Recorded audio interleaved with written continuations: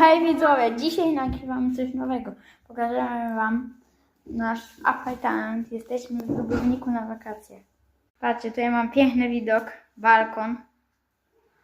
Tutaj mamy salon z drugiej strony. Jest tu kanapa. Co to? Dalej telewizor. Tutaj jest taki słup. I balkon mamy też. Z balkonu jest widok piękny. Tutaj mamy salon. Mamy tutaj jakieś rzeczy. Tutaj kuchenka, piekarnik w tym czarnym bloku. Dwie łazienki.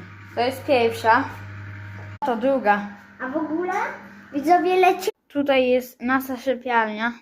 sypialnia, nie sypialnia. W ogóle dziękujemy, że zostawiliście nam komentarz pod ostatnim filmem. A teraz to, czym leciliśmy?